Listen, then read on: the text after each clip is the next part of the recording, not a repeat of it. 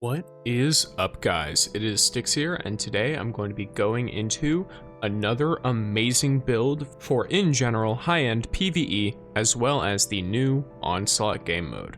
Now, given that a couple new items have come out, Mountaintop and Midnight Coup, I imagine a lot of people are a lot more motivated to do Onslaught, as that's a couple more of the very long-awaited items. This build is going to be focused on locking down the zone so that you can maintain as much safety as possible in those high-end moments, as well as giving you ways to stun the majority of champions that you come across.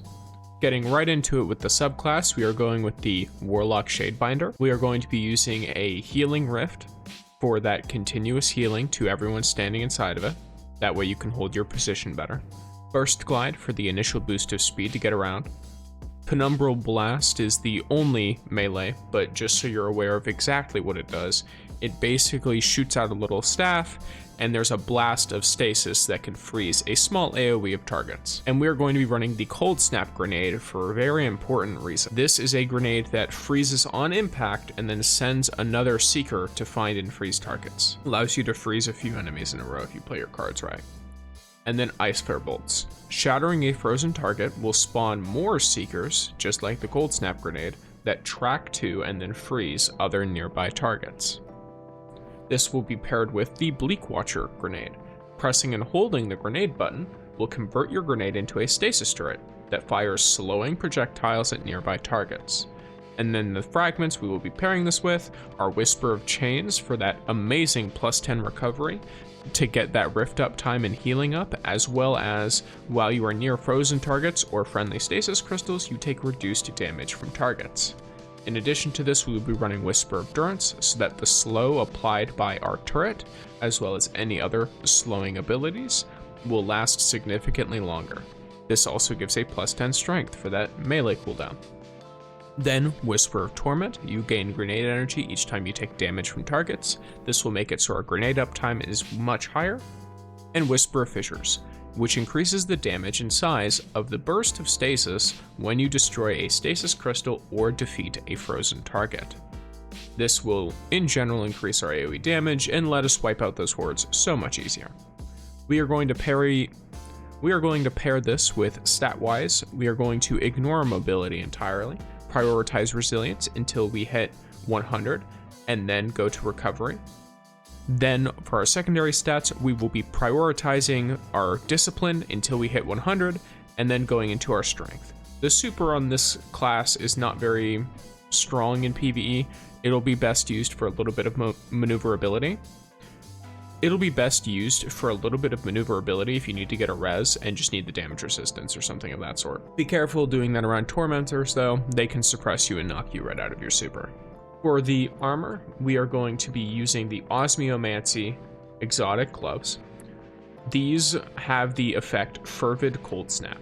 Your Cold Snap grenades have an additional charge that recharges quicker on direct impact.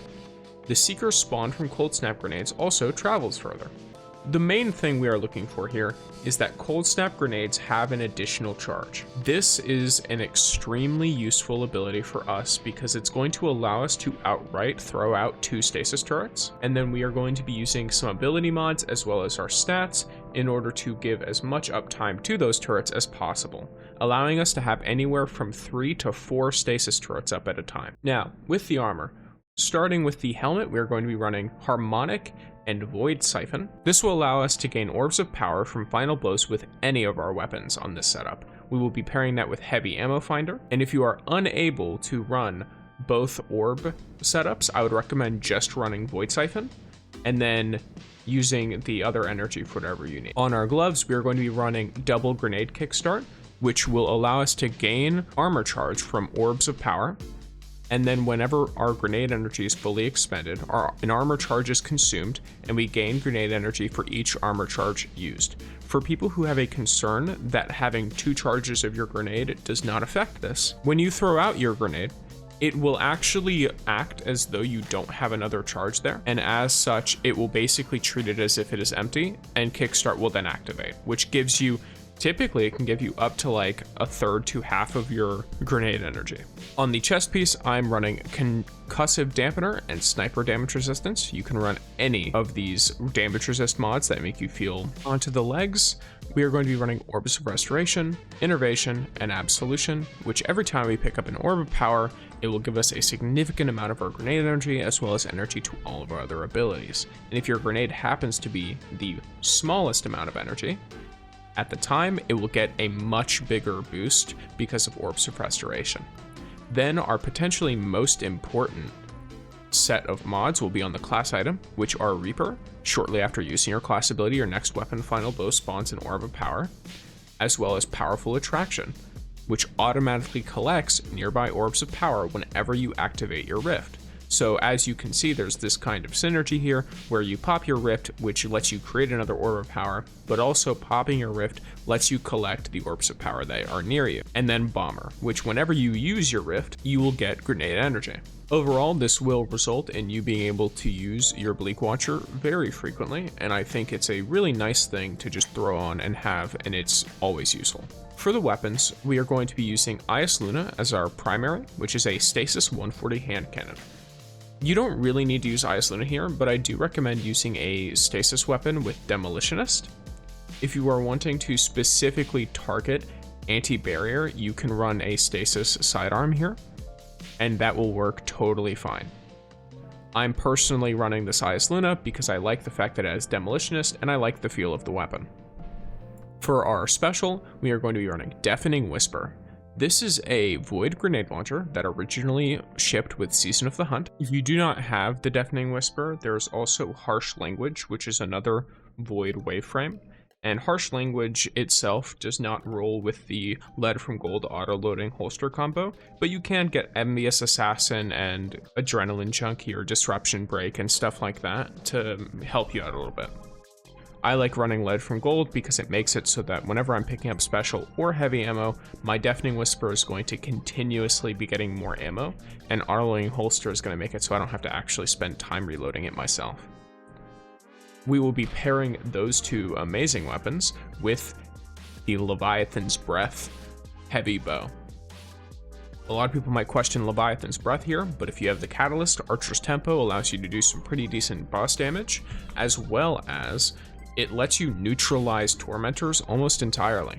Due to the stun that happens whenever you hit them in a precision spot, as well as the little explosion, you are going to be able to stun lock Tormentors as long as your teammates can keep enemies off of you.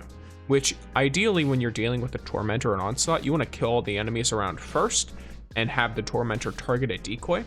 If they're targeting the ADU, there's not much you can do, but at the very least, this gives you a bit of an edge with dealing with that, as well as giving you a very reliable way to kill those high health targets like champions. Now, for the artifact, we are going to be using Blast Radius, which rapid final blows with our grenade launcher will grant us a stack of armor charge. Very useful for the build. Then, in this third column, not really anything to worry about. In this fourth column, we have a pretty interesting option, which is Pillar of Ice. Defeating a frozen target spawns stasis crystals. And in our final column, we have Hail the Storm.